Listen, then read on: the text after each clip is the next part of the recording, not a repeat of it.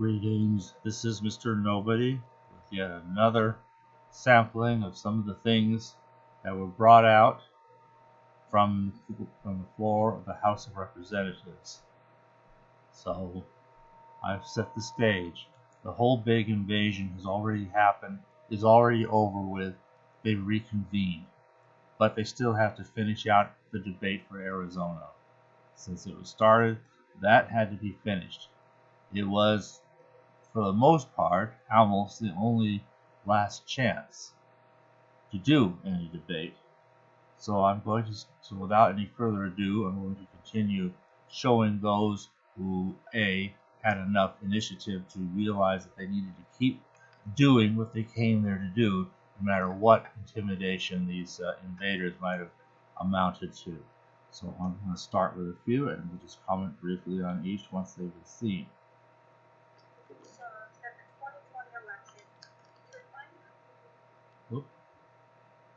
Wait a minute. And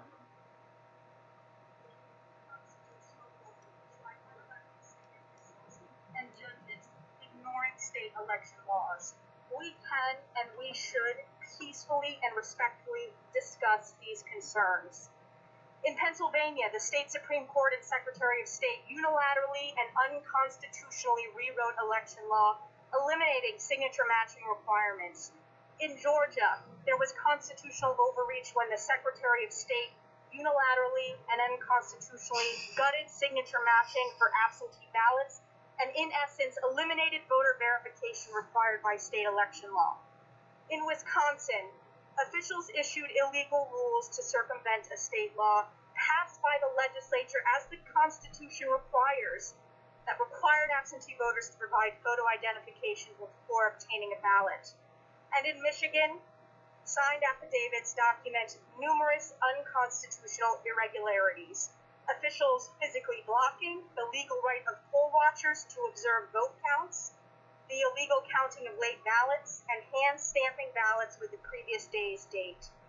My North Country constituents and the American people cherish the Constitution, and they know, according to the Constitution, elected officials closest to the people in state legislatures have the power of the pen to write election law, not unelected bureaucrats, judges, governors, or secretaries of state. To the tens of thousands of constituents who have reached out to me, thank you. Please know that I'm listening and I hear you, both those who agree and those who disagree. Our constitutional republic will endure this tragic day because the founding fathers understood Congress and the American people would face unprecedented and historic challenges by debating them on this very floor. Are concerned that the 2020 election featured unconstitutional overreach by unelected state officials. All right. So, a lot more was said about that. There'll be one more state that they do. There'll be another state they break for, Pennsylvania, where unfortunately a lot of time was spent pressing the same exact point that she's already brought out. There was post-dating of ballots. There was refusal even to check the date of the ballots. There was ballots accepted after. There was people allowed to register after the appointed date as set up by the legislatures. And in short, any and every possible and imaginable and maybe some unimaginable deviations from what had been constitutionally established. All right, we have a few more. Let's go ahead and listen to several more voices here. Without objection, the gentleman is recognized for 5 minutes. Madam Speaker, for years, Democrats and their media allies deceived America about Trump-Russian collusion and the extent of foreign interference in the 2016 elections. Yet, in 2020, Democrats promoted massive foreign interference in American elections by helping illegal aliens and other non-citizens vote in American elections, thereby canceling the votes of and stealing elections from American citizens. Want evidence? Exhibit A. In 1993, Democrats rammed through Congress the National Voter Registration Act, making it illegal to require proof of citizenship that prevents illegal aliens and non-citizens from registering to vote. Why did Democrats do that? Simple. To steal elections, of course. Exhibit B. How bad is the non-citizen voting problem? In 2005, Democrat President Jimmy Carter's Commission on Federal Election Reform warned that, quote, non-citizens have registered to vote in several recent elections, end quote, and recommended that, quote, all states should use their best efforts to obtain proof of citizenship before registering voters, end quote.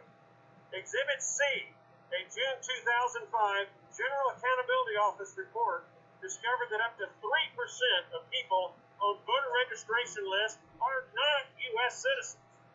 Exhibit D, in 2008, Electoral Study surveyed 339 non-citizens. 8% admitted voting in American elections. As an aside, I have seen higher percentages in other studies. Exhibit E, the 2010 census counted 11 million illegal aliens in America. Exhibit F, a 2018 Yale study estimated as many as 22 million illegal aliens in America. Exhibit G, the math means between 880,000 and 1.72 million illegal aliens illegally voted in the 2020 elections.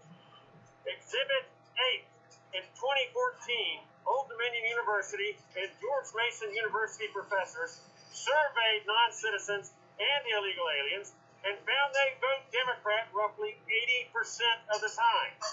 Exhibit I, the math is again straightforward. The 60% Biden advantage times the illegal alien voting number means Joe Biden gained roughly 1,032,000 votes from illegal alien voting. That's the high number. Exhibit J, while no one knows for sure how massive the illegal alien voting bloc is, we do know Joe Biden in his campaign believed it large enough and critical enough to winning the presidential race that at the October 22nd presidential debate, Joe Biden publicly solicited the illegal alien bloc vote by promising, quote, within 100 days, I'm going to send to the United States Congress a pathway to citizenship for over 11 million undocumented people. Ladies and gentlemen, Madam Speaker, that is the pot of gold at the end of the rainbow for illegal aliens. Joe Biden knew exactly what he was doing by seeking the illegal alien bloc vote. After all, on May 11, 1993, then Senator Joe Biden voted for the National Voter Registration Act that makes it illegal to require proof of citizenship from illegal aliens and other non-citizens when they seek to register to vote. Madam Speaker, the evidence is compelling and irrefutable. Non-citizens overwhelmingly voted for Joe Biden in exchange for the promised amnesty and citizenship, and in so doing, helped steal the election from Donald Trump, Republican candidates, and American citizens across America. Madam Speaker, in my judgment, if only lawful votes cast by eligible American citizens are counted, Joe Biden lost and President Trump won the Electoral College. As such, it is my constitutional duty to promote honest and accurate elections by rejecting Electoral College submissions from states whose electoral systems are so badly flawed as to render their vote submissions unreliable, untrustworthy, and unworthy of a worthy objection. Without objection, the gentleman is recognized for 5 minutes. Mo Brooks, man, that man is on fire. As you can see, the one thing he brings out alone, illegals being allowed to register to vote. And I don't see how a bill of 1993 to say, oh, we have no right, no state can have a right to even challenge whether or not somebody is legally a citizen in order to be allowed to register to vote. That is so incredible. That's like saying, you can have a law against murder, but you can set up another law that says no police officer has, or anyone else has the right to investigate whether or not a murder has been committed or by whom. But we'll say murder is still illegal. I mean, it is that pointless. And in fact, it seems to me states should start demanding proof of citizenship of those who wish to register to vote. And if they cannot, you can definitely be generous as possible to because you're going to have a lot of people born in very unofficial situations in poverty in places where they don't get born at a hospital, but there will be people who were there, who knew them, you know, and so forth, who knew their family in such and such a town for how, really long, and things of that nature, for all those cases where there wouldn't be, the standard documentation, of course.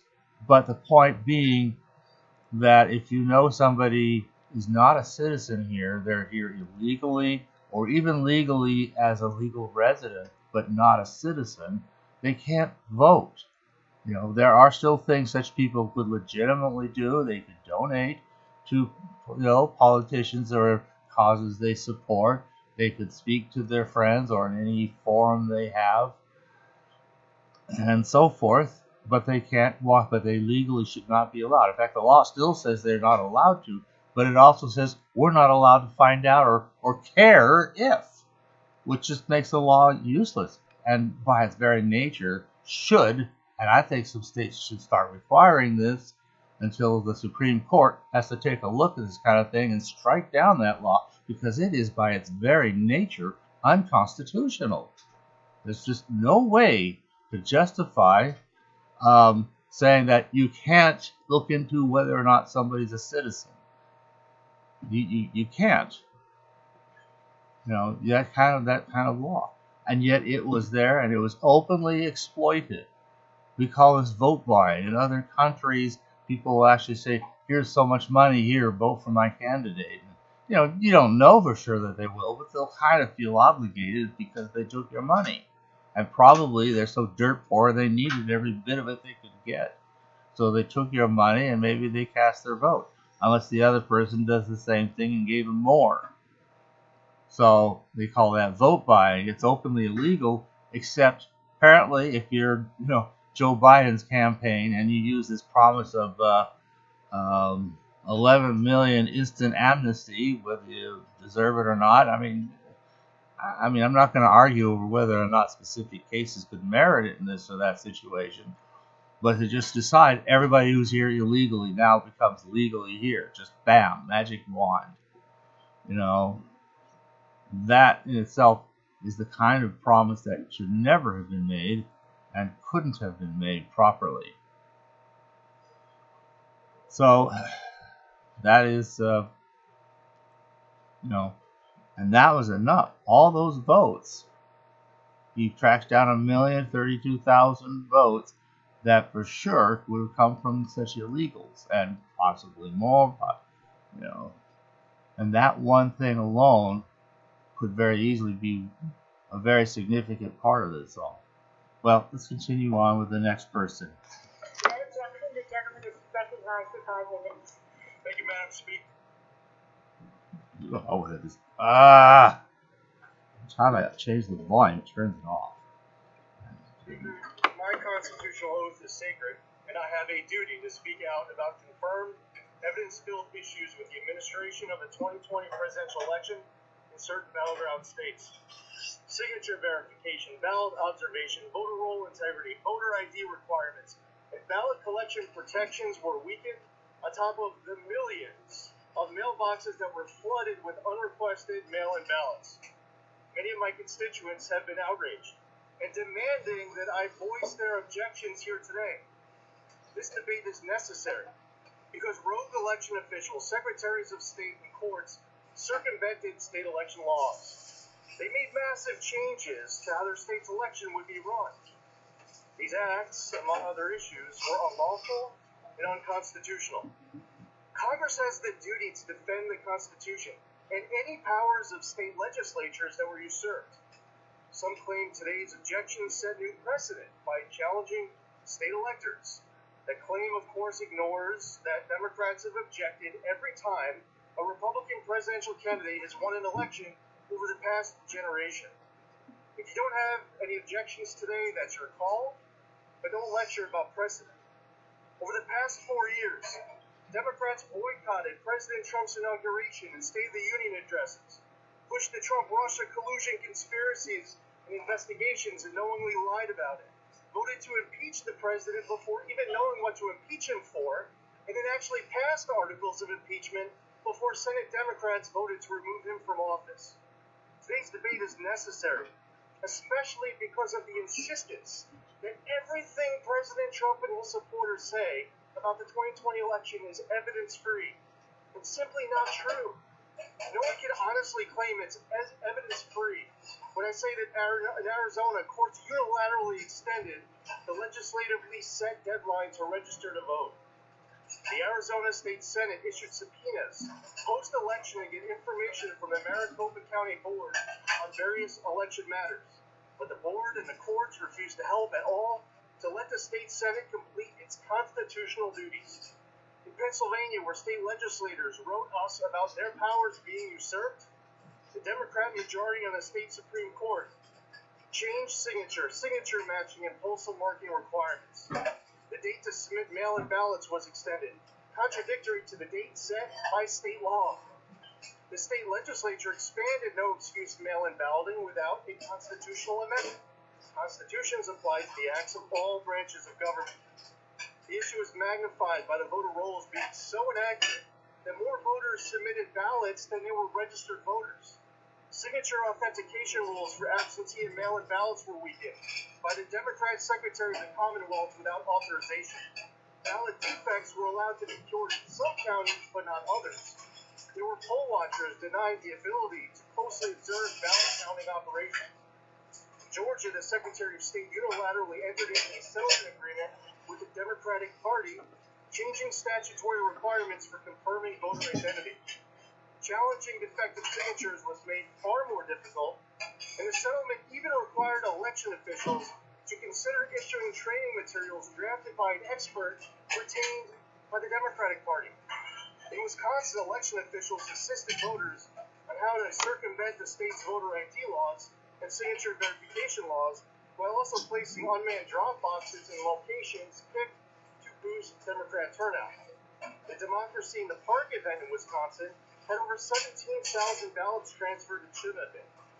These are all facts, and certainly not evidence-free. Americans deserve nothing less than full faith and confidence in their election, and a guarantee that their vote, their voice counts, and that their concerns are being heard. That's why we need to have this debate today, whether you like it or not. This isn't about us. This is about our Constitution, our elections. This is about our people and our republic. I yield back.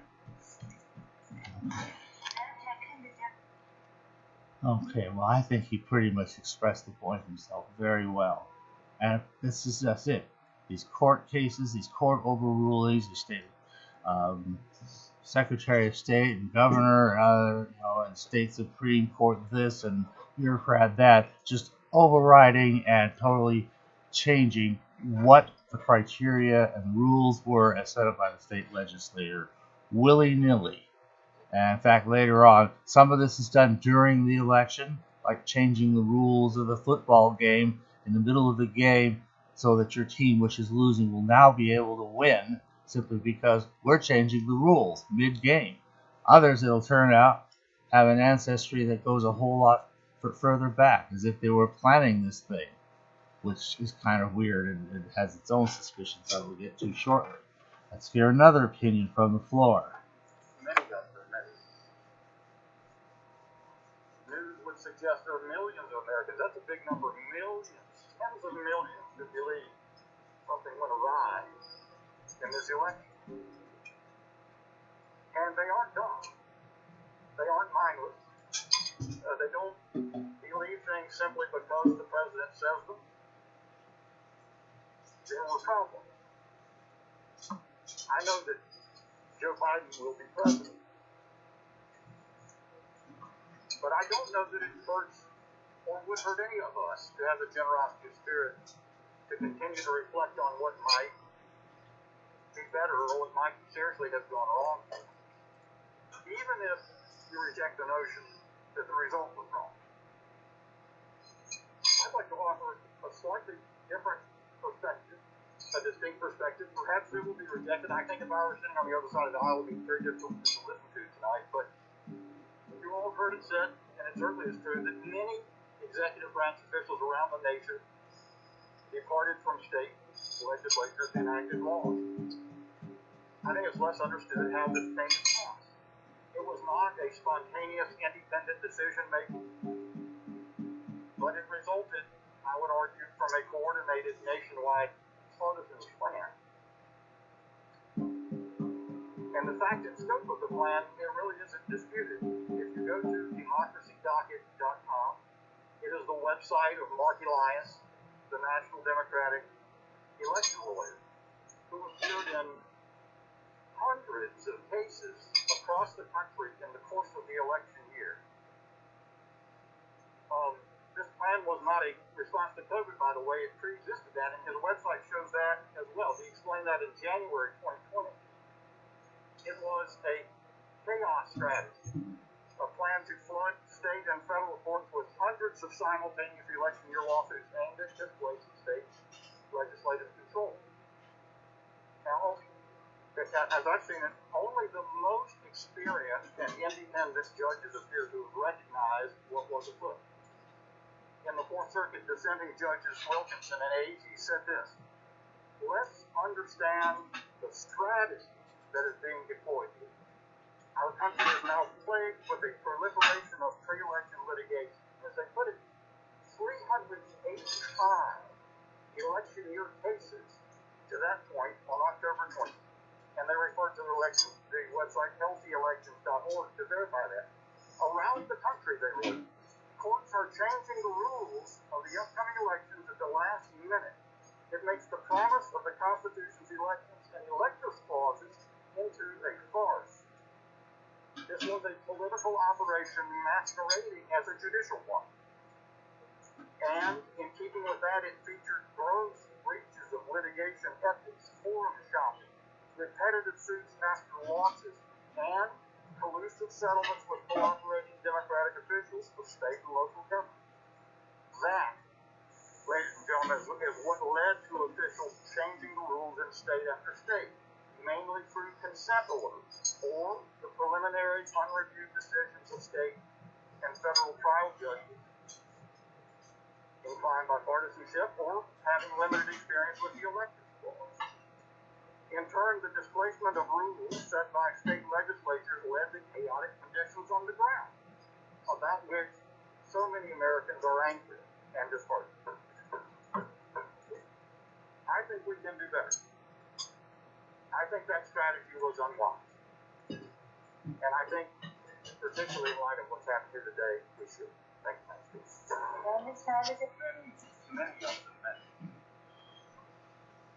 So that's interesting. This was planned even before the COVID thing had really broke out. It's as if they kind of knew, don't worry, there'll be an excuse to have all these drop boxes and mail-in ballots everywhere, because there's going to be a big fat sickness that's going to make people stay at home and be afraid to go out into society or any other public setting where they might catch a disease. It's like they knew. Did they? Well, that's a bit of a stretch. I don't know. On the other hand, it's a very, very, let's just say, at least suspicious coincidence. Just something else to meditate on. I got one more I'm going to put on this recording, and then we'll call it quits for this one. President Trump explicitly called for demonstrations and protests to be peaceful. He was far more, you can moan and groan, but he was far more explicit about his calls for peace than some of the BLM and left-wing rioters were this summer when we saw violence sweep across this nation. Now, we came here today to debate, to follow regular order, to offer an objection, to follow a process that is expressly contemplated in our Constitution. And for doing that, we got called a bunch of seditious traitors. Now, not since Whoa. Yeah, hold on. 1985 has a Republican president been sworn in, absent some Democrat effort, to object to the electors, but when we do it, it is a new violation of all norms. And when those things are said, people get angry. Now, I know there are many countries where political violence may be necessary, but America is not one such country. Madam Speaker, it was wrong when people vandalized and defaced your home. It was wrong when thugs went to Senator Hawley's home. And I don't know if the reports are true, but the Washington Times has just reported some pretty compelling evidence from a facial recognition company showing that some of the people who breached the Capitol today were not Trump supporters. They were masquerading as Trump supporters, and in fact, were members of the violent terrorist group Antifa. Now, we should seek to build America up, not tear her down and destroy her.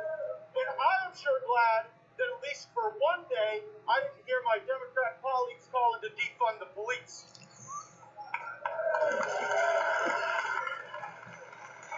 Now, I appreciate all the talk.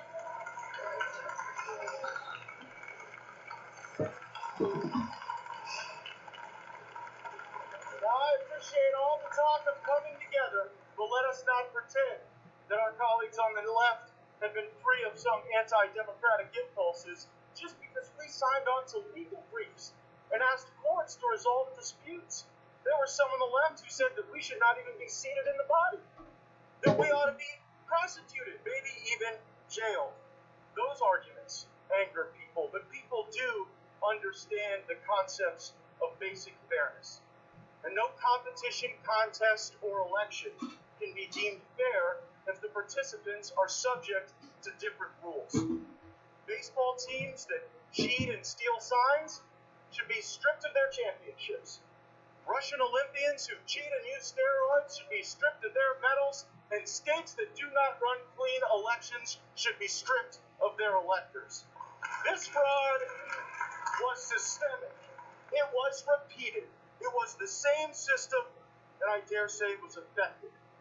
We saw circumstances where when Democrat operatives couldn't get the outcomes they wanted in state legislators, when they couldn't get the job done there, they went and pressured and litigated and usurped the Constitution with extra constitutional action of some officials in some states. They fraudulently laundered ballots, votes, voter registration forms, and then they limited review. In 2016, Democrats found out that they couldn't beat Donald Trump at the ballot box with voters who actually show up, so they turned to impeachment and the witness box. And when that failed, they ran to the mailbox, where this election saw an unprecedented amount of votes that could not be authenticated with true ID, with true signature match, and with true confidence for the American people. Our Article 3 courts have failed by not holding evidentiary hearings to weigh the evidence. We should not join in that fail. This morning, President Trump explicitly called for demonstrations and protests. Matt Gaetz. What a genius. And he found some really interesting stuff. In fact, it's only recently, in the recent CNN interview with Trump, that we find out he had actually told people to go there peaceably even before the break-in had happened, the day before, and then immediately at just about the time it was starting to happen. And you know what happened? Those tweets that he sent out disappeared. So he's warning everybody, don't get violent, don't do anything illegal, stay calm. You're there to gather around the Capitol, not in the Capitol, and gather peaceably and support, your senators and representatives who are struggling to keep our struggling Constitution to remain in effect, and to show support for them. That's what he was saying to do. And somebody didn't want anybody to know he was saying that. Those disappeared. This is all part of something we're going to get to after one more session of evidence from the floor. I'm going to stop this here because we have more, but I want to keep the length of these things reasonable. Thank you for listening.